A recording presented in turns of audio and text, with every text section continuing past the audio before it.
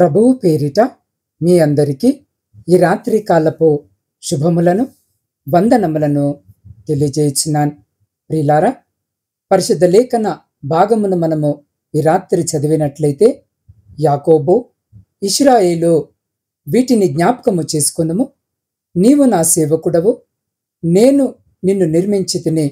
ఇశ్రాయేలు, నీవు నాకు సేవకుడవై ఉన్నావు, నేను నిన్ను మర్చిపోజాలను. యెషయా గ్రంథం 44వ అధ్యాయము 21వ వచనం. ప్రియ సహోదరి సహోదరులారా, ఈ రాత్రి చదవబడిన లేఖన భాగమును మనము పరిశీలన చేసినట్లయితే, నీవు నా వాడవు, నేను నిన్ను పేరు పెట్టి పిలిచి ఉన్నాను, తల్లి గర్భమునందే నిన్ను ఏర్పరచుకొని ఉన్నాను. ఇశ్రాయేలు, నేను నిన్ను మర్చిపోజాలనని ప్రభు సెలవిచ్చున్నాడు. ప్రియులారా, దేవుడు నన్ను మరిచిపోయాడు, ఆయన నన్ను విడిచిపెట్టేశాడు, ఆయన నన్ను చూడడము లేదు అని రాత్రి ఈ వాక్యము వినిచిన్న మీరు అనుకొనుచుండవచ్చును. ప్రియులారా, అయితే ఈ వాగ్దానము ఈ రాత్రి మీ కొరకే.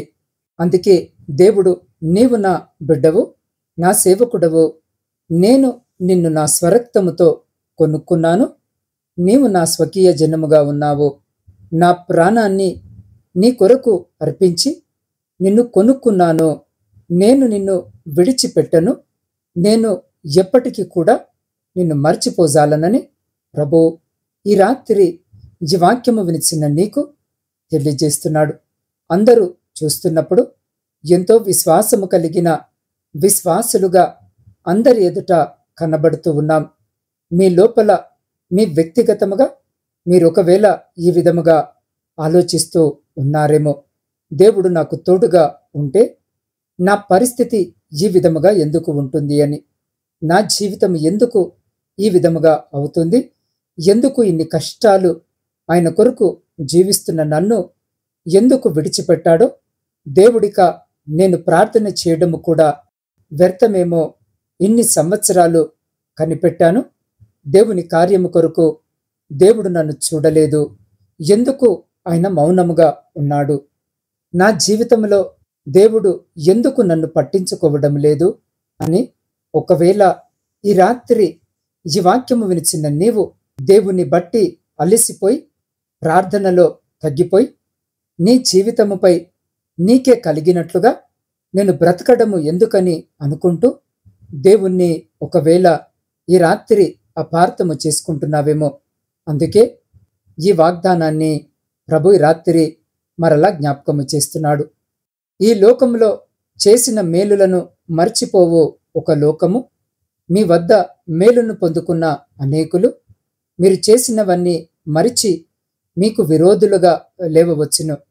మీ యొక్క ప్రేమను పొందుకున్న వారు అట్టి ప్రేమను మరిచి మిమ్మలను దూషించువారుగా మారిపోవచ్చును. మిమ్మలను నిచ్చెనగా వాడుకొని మీ ద్వారా ఉన్నత స్థితికి వచ్చిన వారు కూడా మిమ్మలను చులకనగా ఎంచవచ్చును. కానీ ప్రియులారా, పరిశుద్ధ లేఖన భాగములో మనము గమనించినట్లయితే, స్త్రీ తన గర్భమున పుట్టిన బిడ్డను ఒకవేళ మరుస్తుందేమో, కానీ నేను నిన్ను మరువను, నిన్ను విడువను, నిన్ను ఎడబాయను, ఎందుకంటే తల్లి గర్భంలో నువ్వు పడక ముందే నేను నిన్ను చూశాను అని పరిశుద్ధ లేఖన భాగంలో వ్రాయబడి ఉన్నది. ప్రియులారా, ఆయన ఎంతో బాధతో మనకు తెలియజేస్తున్నాడు. నా సేవకుడైన యాకోబు నిమిత్తము, నేనేర్పరచుకున్న ఇశ్రాయేలు నిమిత్తము నేను నీకు పేరు పెట్టి నిన్ను పిలిచి తిని, నీవు నన్ను ఎరగకుండినప్పటికీ నీకు బిరుదులు ఇచ్చాను, నీవు నన్ను ఎరగకుండినప్పటికీ నిన్ను సిద్ధపరిచి తిని అని ఆయన ఈ రాత్రి మనకు జ్ఞాపకము చేస్తున్నాడు. ప్రియులారా, మనము అనేక సార్లు ఆయనను మర్చిపోతాం, ఆయనను విడిచిపెడతాం. యూదా ఇస్కారియోతు వలె ఆయనను ఎరుగను అంటాము. అనేక శారీర విషయాలకు ఆయనను అమ్మి వేసుకుంటూ ఉంటాము. అయినప్పటికీ కూడా నేనేమాత్రము విడువను, నిన్నెడబాయను అని ఆయనే సెలవిచ్చాడు. కాబట్టి ఆయన మనలను విడిచిపెట్టకుండా మనము ఎంతగా ఆయనను విడిచిపెట్టి దూరముగా వెళ్ళిపోతున్నా మరలా ఆయన తన చేయి చాపి మనలను పట్టుకొని మనలను రక్షిస్తూ నడిపిస్తున్నాడు. అనేక కార్యములు మన జీవితంలో చూసినా ఏదైనా ఒక కార్యము జరగకపోతే దేవుడు నన్ను విడిచిపెట్టేశాడా, నన్ను మర్చిపోయాడా అని అనుకుంటాం. అయితే ఆయన నిన్నెప్పటికీ మరువడు, ఎప్పటికీ విడవడు. ఒక్కొక్కసారి మన జీవితంలో కొంతకాలము దేవుడు మనల్ని మర్చిపోయినట్లుగా, మనల్ని విడిచిపెట్టినట్లుగా అనిపిస్తుంది. కానీ ఆయన మన జీవితంలో మౌనముగా ఉన్నారు అంటే నీ పట్ల ఒక గొప్ప ప్రణాళిక కలిగి ఉన్నాడు. ఆయన ఆ ప్రణాళికను మౌనముగా ఆయన నెరవేరుస్తున్నాడు. ప్రియులారా, యోసేపు జీవితంలో అనేక సంవత్సరాలు దేవుడు మౌనముగా ఉన్నట్లుగా అనిపిస్తుంది. ఎన్నో శ్రమల గుండా వెళ్ళాడు. అందరి ద్వారా ద్వేషించబడ్డాడు. చేయని నేరానికి జైలు శిక్షను కూడా అనుభవించాడు. భయంకరమైన సంవత్సరాలు, చీకటి సంవత్సరాలు యోసేపు అనుభవించాడు. కానీ ఆ చీకటి దినాల్లో కూడా దేవుణ్ణి విడిచిపెట్టలేదు. దేవునిని ఒక ప్రశ్న కూడా వేయలేదు. ఎందుకయ్యా నన్ను విడిచిపెట్టేశావు, ఎందుకయ్యా నన్ను మర్చిపోయావు అని ఆయన నిన్నడు అడగలేదు. కానీ ఆయన కొరకు నమ్మకముగా, ఇంకా పరిశుద్ధముగా, నీతిగా బ్రతుకుతూ తన యవ్వన కాలాన్ని దేవునికి సమర్పించుకున్నాడు. అందువల్ల ఆ చీకటి సంవత్సరాలన్నీ దాటిపోయిన తర్వాత గొప్ప వెలుగు కలిగిన సంవత్సరాలు దేవుడు యోసేపుకు ఇచ్చాడు.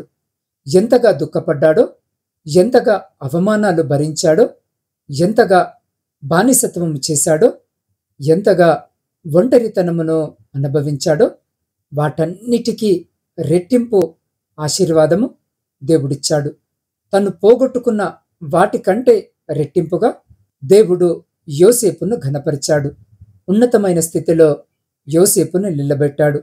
ఒకవేళ యోసేపు కూడా దేవుని కొరకు నేను ఇంత పరిశుద్ధముగా జీవిస్తుంటే దేవుడు నన్ను విడిచిపెట్టాడు ఏంటి, దేవుడు నన్ను విడిచిపెట్టేశాడు ఏంటి, నన్ను ఇలా త్రోసి వేస్తుంటే నా చేయి ఎందుకు పట్టుకోలేదు, నేను చేయని తప్పుకు జైలు శిక్ష అనుభవిస్తుంటే నా చెయ్యి పట్టుకోలేదేంటి, విడిపించలేదేంటి, నేను చేయని వాటికే నేను శిక్ష అనుభవిస్తున్నాను, దేవుడు నన్ను ఇంతగా మర్చిపోయాడు ఏంటి, ఎందుకు ఆయన త్రోసివేశాడు అని యోసేపు దేవుని హృదయాన్ని ఏ రోజు గాయపరచలేదు. దేవుని మనస్సును బాధ పెట్టలేదు. ఆయన మౌనముగా ఉన్నాడు అంటే కార్యము చేస్తున్నాడని యోసేపు నమ్మాడు. అద్భుతాన్ని చూశాడు. ఈ రాత్రి నీవు కూడా దేవుడు మౌనముగా ఉన్నాడు అని సాతాను చెప్తున్న దినాలలో యోసేపు వలె అంటే దేవుడు మౌనముగా ఉండడము కాదు, ఆయన నా కొరకు ప్రణాళికలు కలిగి ఉన్నాడు, ఆయన ప్రణాళికలు నెరవేర్చే వరకు నేను దేవుని కొరకు ఎదురు చూస్తాను, నమ్మకముగా ఎదురు చూస్తానని ఈ రాత్రి ఈ వాక్యము వినిచిన నీవు నమ్మకముగానే నీవు ఆయన కొరకు ఎదురు చూస్తే తప్పకుండా దేవుడు నిన్నెత్తుకొని నడిపిస్తాడు. ఎందుకంటే నీవు తల్లి గర్భములో పడకముందే, తల్లి కంటే ముందే దేవుడు నిన్ను చూశాడు.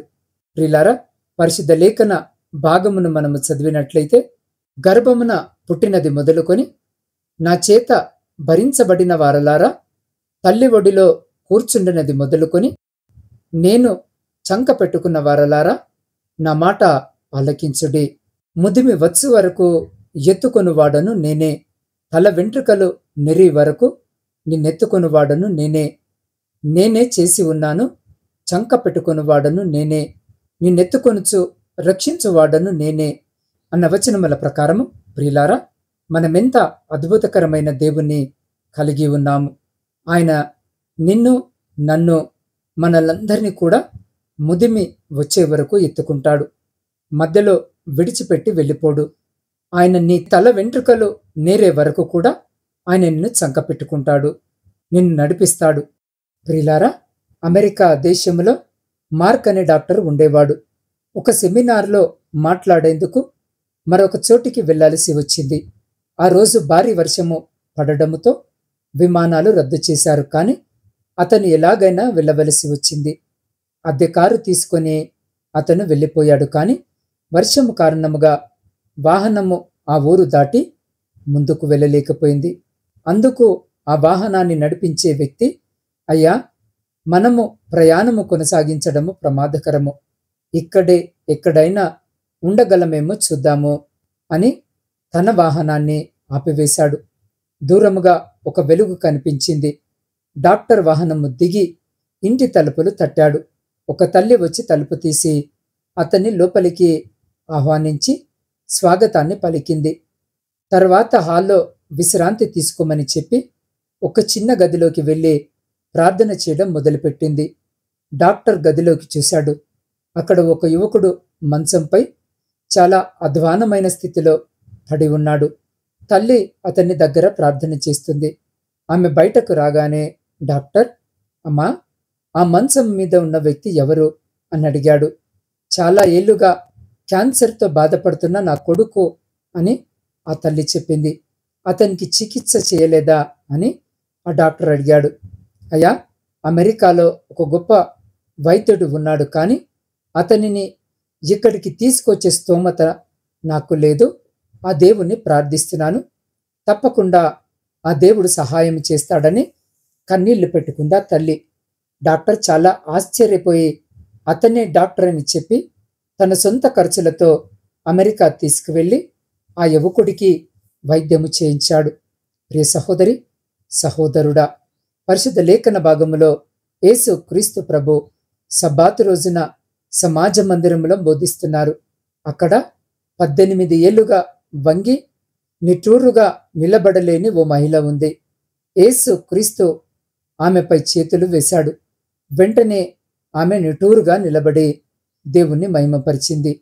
18 సంవత్సరాలుగా ఆమె చేసిన ప్రార్థన ఎంత శక్తివంతమైందంటే, దేవుడు నియమించిన రోజున ఆ విశ్రాంతి దినమున ఆమె స్వస్థత పొందింది. అవును ప్రియ సహోదరి, సహోదరుడా, మన ప్రార్థనలకు తప్పకుండా దేవుడు జవాబిస్తాడు. సమాధానము ఆలస్యము కావచ్చు, కానీ సమాధానం ఇవ్వడం మాత్రం ఖచ్చితం. మనము విశ్వసించినప్పుడు దేవుని మహిమను మనము తప్పకుండా చూస్తాం. కాబట్టి ఈ రాత్రి వేళ దేవుడు నన్ను మర్చిపోయాడు అనుకుంటున్నావేమో, ప్రభు సన్నిధిలో ఒప్పుకో. ఆయన నిన్ను మర్చిపోలేదు. అందుకే మరలా నాతో మాట్లాడారు. నన్ను విడిచిపెట్టే దేవుడు కాదయ్యా, నేను నిన్ను విడిచిపెట్టి దూరము వెళ్ళిపోయాను, కాబట్టి నన్ను క్షమించండి అని ఆయన పాద సన్నిధిలో మోకరించి కన్నీరు కారుస్తూ మీ పాపాలను ఒప్పుకున్నట్లయితే ఆయన క్షమించే దేవుడు. ప్రియులారా, అలా నన్ను క్షమించండి తండ్రి అని ఒప్పుకుంటూ ఒక్క నిమిషము ఈ రాత్రి ఈ వాక్యము వినిచిన మీరు మోకరించి కళ్ళు మూసుకున్నట్లయితే ప్రార్థన చేసుకుందాం. పరిశుద్ధుడా, ప్రేమ నమ్మకము కలిగిన మా ప్రియ పరలోకపు పరమ తండ్రి, మీ శ్రేష్టమైన ఉన్నతమైన ఘనమైన నామానికి స్తుతులు, స్తోత్రాలు, వందనాలను చెల్లించుకొనిచున్నాం. దేవా, ఈ రాత్రి మరొక మారు మీ లేఖన భాగము ద్వారా మీరు మాతో మాట్లాడి మా హృదయాలను తృప్తిపరిచిన మీ గొప్ప ప్రేమను బట్టి మీకు కృతజ్ఞత వందనాలను చెల్లించుకొనిచున్నాం. దేవా, నీవు చూపిస్తున్న కృపను బట్టి నీకు వందనాలు. అయ్యా, ఈ రాత్రి మరొక శ్రేష్టమైన వాగ్దానము ద్వారా మమ్మల్ని బలపరిచారు. నీవు నా సేవకుడవు, నేను నిన్ను మరిచిపోజాలనని. తండ్రి, అవును, పనికిరాని మమ్మల్ని నీ సేవకులుగా చేసుకున్నావు. ఏ యోగ్యత లేని మమ్మల్ని పిలిచావు. ఏ అర్హత లేని మాకు రక్షణ భాగ్యం ఇచ్చావు. ఎందుకు పనికిరాని మా కొరకు నీ రక్తాన్ని, ప్రాణాన్ని ఇచ్చావు. అయ్యా, నీ ప్రాణము పెట్టి మమ్మల్ని కొనుక్కున్నారు. అందువల్లే మమ్మల్ని ఎప్పటికీ విడిచిపెట్టేవారు కాదు, మమ్మల్ని మర్చిపోయేవారు కాదు. అయ్యా, నిన్ను ఒకవేళ మేము మర్చిపోయినా మరలా నీ చేతులు చాచి మమ్మల్ని నీ హక్కున చేర్చుకుంటున్నారు. దేవా, ఈ రాత్రి ఎవరైనా ఒకవేళ దేవుడు నన్ను మర్చిపోయాడు అనుకుంటుంటే వారందరినీ ముట్టండి నాయన. ఆత్మీయ నేత్రాలు తెరవండి. అనేక మంది బిడ్డలు రాత్రి ప్రార్థన విజ్ఞాపనలను నాకు తెలియజేస్తున్నారు. వారందరినీ నీ చేతిలో పెడుతున్నాను తండ్రి. ప్రతి ఒక్కరిని జ్ఞాపకం చేసుకోండి. ప్రతి ఒక్క ప్రార్థన విన్నపం మీద యేసు రక్తాన్ని ప్రోక్షించండి. అందరి జీవితాల్లో అద్భుతాలు చేయండి నాయన. ఎవరు ఏ అవసరతలో ఉన్నారో ఆత్మీయముగా బలపరచండి. మానసికముగా తిరిగి లేవనెత్తండి. ఆర్థికముగా తిరిగి బలపరచండి. చదువులో మీరు తోడుగా ఉండండి. పరీక్షలకు సిద్ధపడుతున్న బిడ్డలకు మీరు తోడుగా ఉండండి. ఏ లోటు పాటుల్లో ఉన్నారో ప్రతి లోటును తీర్చండి నాయన. ప్రతి మానసిక వేదన నుండి విడిపించండి నాయన. ప్రతి శారీరక రుగ్మత నుండి విడిపించండి దేవా. ప్రతి ఆర్థిక బంధకాల నుండి విడిపించండి అయ్యా. ప్రతి కోర్టు కేసు నుండి విడిపించండి దేవా. ఈ రాత్రి ముగిస్తూ ఉండగా నా ఆత్మీయ కుటుంబంలోని ప్రతి బిడ్డ కొరకు ప్రత్యేకంగా ప్రార్థిస్తున్నాం అయ్యా. ప్రతి దినము బిడ్డలు ఈ వాక్యము విని నాతో పాటు ప్రార్థనలో ఏకీభవిస్తూ వారి ప్రార్థన మనవులను నాకు తెలియజేస్తున్నారు.